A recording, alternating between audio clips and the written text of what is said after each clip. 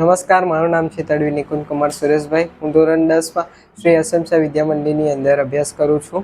મારું નામ ભીલ મનીષકુમાર પ્રવીણભાઈ છે. હું ધોરણ 10માં શ્રી અસમસા વિદ્યા મંદિરમાં અભ્યાસ કરું છું. તો આપણે ન્યૂઝપેપરમાં અવારનવાર વાંચતા હોઈએ છીએ કે કોઈક મેડિકલ સ્ટોરવાળાએ કોઈક દર્દીને ખોટી દવા આપી દીધી, જેના કારણે તે દવા તેના માટે જીવલેણ પણ સાબિત થતી હોય છે. આ ઘટનાઓને વાંચ્યા પછી અમને એક વિચાર આવ્યો કે અમારે એક સ્માર્ટ હેલ્થ એટીએમ બનાવવું જોઈએ, કે જેના કારણે આ જે ઘટનાઓ બની રહી છે એમાં થોડા સુધારા થઈ શકે.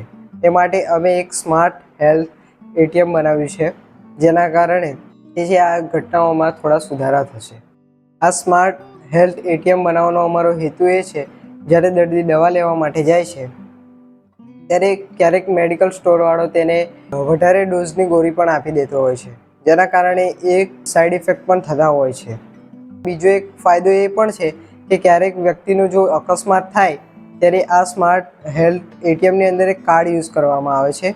તે કાર્ડની અંદર જે છે વ્યક્તિની તમામ પ્રકારની જે મેડિકલને લગતી માહિતી છે તે એમાં સેવ કરેલી છે, જેના કારણે તેના રિપોર્ટ કરવાની વારંવાર જરૂર પડતી નથી. જેના કારણે જે ડૉક્ટર છે તેમની પાસે દર્દીને બચાવવા માટે સમય વધુ રહે છે.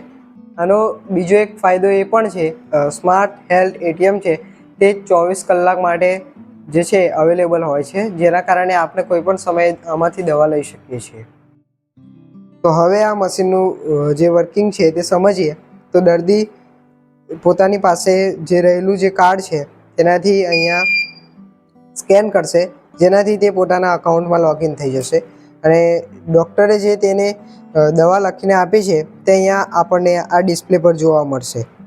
આનાથી જે ડૉક્ટરે જેટલી લિમિટ સેટ કરેલી હશે એટલી જ ગોળીઓ અહીંયા આપણને જોવા મળશે, જેના કારણે દર્દી વધારાની ગોળીઓ કાઢી શકે નહીં અને જેનાથી તેને બીજી ખોટી ગોળીઓ પણ નહીં મળે, જેનાથી તેને સાઈડ ઇફેક્ટ થવાની સમસ્યાને ટાળી શકાશે અને ઓવરડોઝિંગ પણ નહીં થાય.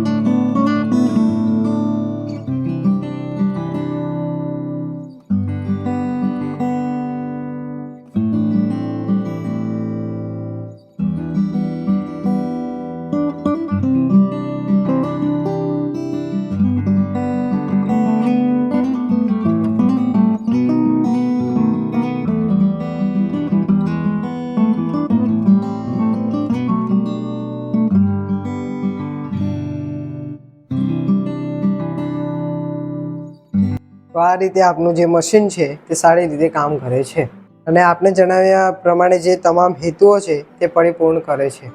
તો હવે આ મશીનની અંદર યુઝ થયેલા જે ભાગો છે તેની વાત કરીએ તો આ છે RFID કાર્ડ રીડર, આ છે મેડિસિન ડિસ્પેન્સર, આ છે પુશ બટન્સ, આ છે LCD ડિસ્પ્લે, આ છે આર્ડિનો, આ છે બઝર, આ છે RFID કાર્ડ અને આ છે પાવર સપ્લાય. Thank you.